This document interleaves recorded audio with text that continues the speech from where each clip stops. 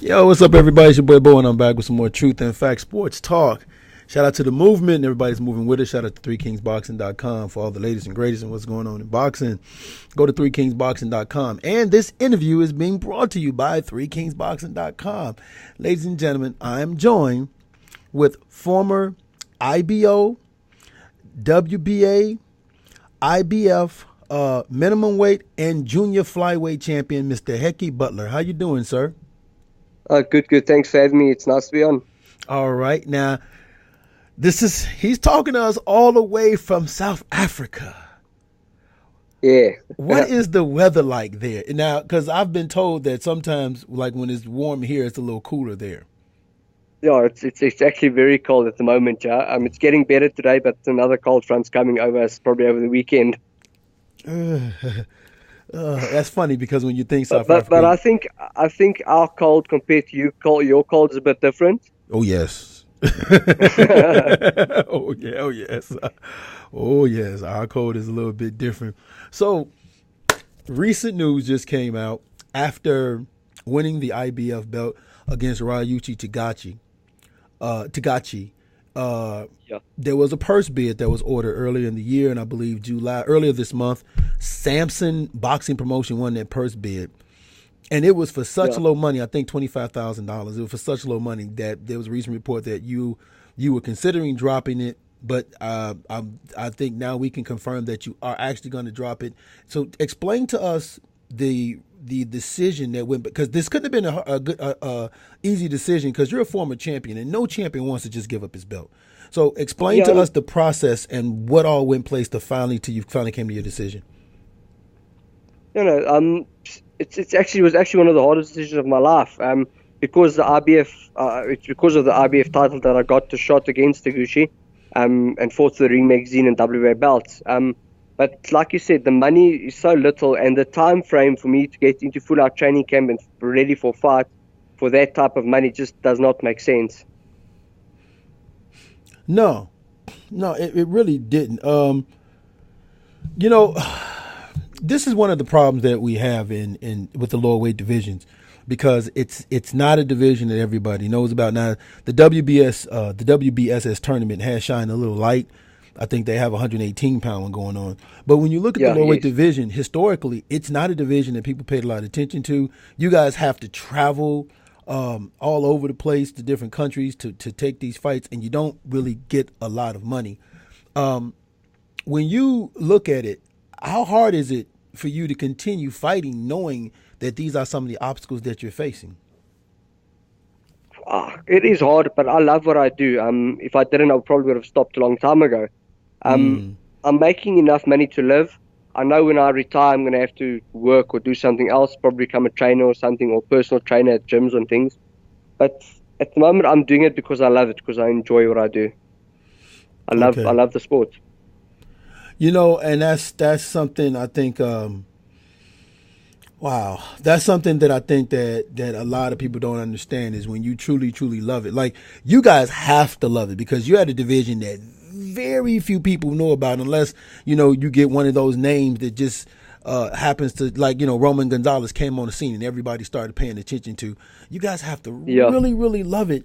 And in most cases, you guys have to, like, bounce up in between weights, because it's only, 3 weights here and 3 pounds here and 3 pounds there. But the big thing with that, with the weight jumping, is a lot of the guys that I fight against are mostly bigger than me. And like Inau is my weight, and he could jump up. Look where he's fighting now. And I'm too small. I'm literally too small to pick up any weight. I don't pull any weight to make the weight. So that's another problem that I have personally. Right. Now, you're a 2-weight division world champion. You've unified WBA, IBF, and you became the ring linear champion.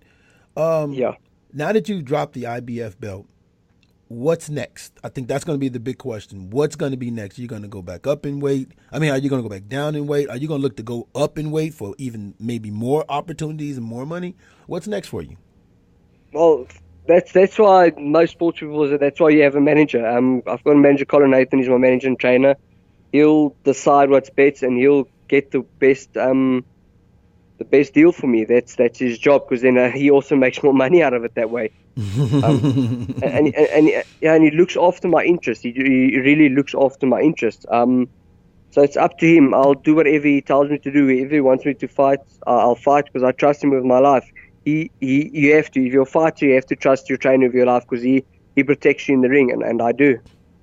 Okay, most definitely. Now let me ask you this: you was going to be facing Felix Alvarado. Now he supposedly, I guess he'll probably be Alvarado will fight the next guy in line. If by any chance something comes up and you get a chance to fight Felix Alvarado again, but for more money, is that, I mean, later on, let's say, later on down by the end of the year, is that something that you would be interested in doing, or will it depend on what your next move is going to be after this? It all depends on what my manager wants me to do. But if the money's right, I'll fight anybody in the world. That's just how it works. I'm reaching the age now where I have to start thinking about my future, and I have to go for the fights that pay me the best money. That's just fact. It is my job after all. Right, and because you mentioned, you're approaching 32 years old. This is the point where you do see a lot of fighters start looking at the end of the road. So y'all looking for bigger opportunities and bigger money fights. You mentioned about being a trainer. If, for example, is there anybody out there that, like, when you go to the gym and you're training, is there anybody that you're looking at right now, like, man, I would like to train that kid? Yeah, there's a few guys. Even like there's this kid. He's had one fight, Anthony Grobler. He's got so much talent, tall, rangy fighter. But he's trained by my trainer, so it's pointless for me to want to take him. But it's someone I'd love to train and work with. I've actually helped him, and he helped me for the last fight for sparring because he's so tall. So yeah, there's a few guys, and I'd love to do that. I like to train kids. Is my passion, training youngsters, and I enjoy it. So why not? Okay, and one of the most things that caught my attention about you, one of the things that kind of made you stand out in your division, was your hair. You always have this thing going on with your hair. Now, I have no hair, so I'm jealous. But your hair, how did that start? And then once it started, it's just something that you just kept on going with. And it seemed like you started having fun with it. Yeah, actually, I did. I think it was blue or purple or something for one of my fights early in my career. And people kept asking me, when am I going to do it again? What's the next going to be? What's it going to be next? So I just kept on doing it. And normally I don't even know what the color is. It's normally my wife actually talks to the hairdresser and they decide what the color is. Okay. You said normally your wife does that, huh? Yeah. Like the week I had a fight the week before my wedding. And my hair was pink. When I got home, my wife said, okay, it was good for the fight. We're dyeing it black. That very day it got dyed black because she didn't want me to get married with pink hair. And you say you don't have hair. My dad's also very jealous of me because he's also got nothing. Yeah, I have no hair, man. Nothing. Whatever. Whatever grows under the armpits is a good day for me, man. Yeah. Let me ask you this: do you see yourself, because most of the time fighters are competitors, and it's hard when you're a competitor to walk away from the sport. Even training. Do you, like, when you retire from the sport, do you see yourself retiring for good, or do you see yourself maybe as you start training feel like I could come back? I've always told my parents when I started, and I told my wife that when we started dating, that if she's in for the long run, and she is now, we're married, that the day they see me starting to slow down. I told Colin as well, my coach, that if he sees me, my timing's not right, my speed has gone, and things don't look well, they should tell me I should stop. And when I stop, I'm going to retire for good. I never want to make a comeback. That's the thing I definitely don't want to do. Okay. Now, how important is it for you, being a fighter, being a champion, being gone from your family, training, traveling, and pretty much, like you said, fighting to live, because this is division that don't make a lot of money. How important is that support system for you? Like you said, you got your parents, you got your wife, you got your trainer. How important is that support system has been for you through your career? No, it's very important, especially for a boxer, because boxing is one of the loneliest sports in the world. You run on your own. When you train, I know you've got the other trained boxers in the gym or the trainer, but you do everything yourself. When you're in the ring, you fight yourself. Your coach gives you advice and gives you some words in the corner, but the rest of the fighting you have to do yourself. So a support system is very good. But some people don't get a support system from home. Then you got a coach who gives you that support in any way. So wherever you can get that support is a good thing, and it's good motivation. My support system is my biggest motivation, because I want to make them proud. I want to make my wife proud and my family proud. That's the biggest motivation for me. Okay. Coming from Johannesburg, South Africa, there's been a lot of good fighters coming out of South Africa. Recently, one of a good top fighter out of South Africa, out there in Ghana, has been Isaac Dogbe. Yes, but yeah. You have a lot of other great. Brian Mitchell is one from the old days. And another one's Zolani Tete at the moment. Oh, right, Zolani Tete. When you look at these names and these guys, man, and now you're one of them. You're one of the, I mean, even though you're in a division nobody pays attention to, but you can't deny you're one of them. You're one of the top boxers out of South Africa. How does that resonate to, like, when people see you, or when you actually talk to other children about, you can do it. You just got to keep going. Well, I've gotten a lot more attention since I won these titles. And it's been a great honor to me. Mm-hmm. And a few people have asked me to come and talk at schools and at their work functions, and I enjoy things like that as well. The more people I can motivate to change their lives or turn their lives around if they're doing something wrong, the better for me. Like I'm actually helping out at a community gym here down in the road by us, training trying to get some kids in there to train them and things. So I love that. It's a good thing, and hopefully I can, even if I can help one person to do something better with their lives, I'll be happy. Okay, and because it's like really late over there where you are, and I appreciate you taking this quick time out. I just want to ask you something here. I know a lot of times we put a lot of focus in like the WBA and the IBO, the world titles. But when you won the WBA Pan African light flyweight title, did that title mean more than the other ones, or it doesn't matter? Winning a title of any kind just means something to you? No, that it meant a lot, because I just came off a loss. I moved up a division, and it showed me that I can still do it, that I still have the ability to achieve. And because of that title, I could start believing in myself again, and I've achieved one of the biggest dreams of my life in winning the Ring magazine because I won that title. So any title you can win is important, because you get recognition. The bigger bodies start looking at you, and it works. That's absolutely correct. That's very, very good. If you wasn't boxing, what would you be doing if you wasn't boxing, man? I actually don't know. The one thing I've always loved is boxing. But when people see me, like even at boxing events, a lot of people always tell me that I chose the wrong profession. I should rather have become a jockey. So I think I probably would have been a jockey. Now, you had this one fight, and I gotta admit, it was a grueling fight. It was you won the fight. I want to see if you remember it. I think one of your teeth or one of your front teeth got knocked out in this fight, because you took a picture like this. After tough fights like that, man, what do you do after you have a tough fight? Do you go home and rest for a few days, or are you just like right back into the gym? I actually never had my tooth knocked out. It was close, but it didn't happen. Okay. No, it's just I take a break, take a week, 2 weeks off, depending on how hard the fight is. But I try and get back, not into the gym per se, but like running and training at home, trying to do something to stay busy. You have to always be busy.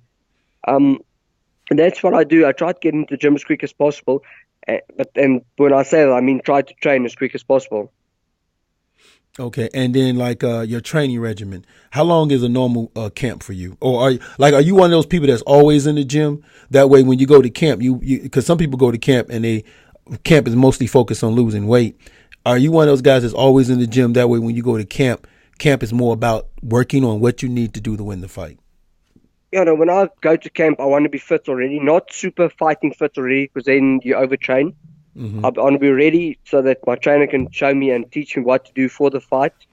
My weight should be close to the weight already when we start training. And we normally have a 14 to 12 week camp where it's 3 sessions a day, but that's with my run included, and it's hard work. It's some times I train a 3-hour session after the gym. I sit in my car for about a half an hour before I can drive because I'm too sore to literally drive the car. My legs and arms are too sore. But that's what you have to give up to do this game, to achieve something and to win, to become a world champ. And when you're not training, you're at home and you're spending time with the wife and the kids, man, do you like just soak it all in? Because you know this is precious and limited, because I'm going to have to go back to training again soon. Yeah, definitely. And I'm like my wife always says I'm a homebody because the two of us like to stay at home. We don't have kids, yes, but hopefully you're blessing us with your words saying that with the kids, amen, we're going to have kids soon. But I like to stay at home, be at home, chill with my wife. We like watching series and movies, and that's how we stay busy and what we do with our lives. If she's not working and I'm not training. Now, your nickname is the Hexecutioner. How did you come up with that, man? And actually, the smart work of my trainer, because I always, we watched my amateur fights, and always before a fight, I'd make an X with my hands. And he said, your name is Hector or Hekkie, and you make an X, let's make it the Executioner. It just fits in because he calls me Hex, actually, so it just all worked out. It fitted together. And then, man, I got to ask this. If you ever was to have children, would you let them be a fighter? That would be the answer of a lot of people asked my dad the same thing when I was boxing. Did he push me into boxing? He introduced me to boxing, but he never pushed me or forced me to box, and I'll do the same thing with my kids. Okay. If I have a son and he wants to be a ballerina and it's his choice, he must do what he wants to do. I'll show him boxing, I'll introduce him, but I'll also introduce him to other sports.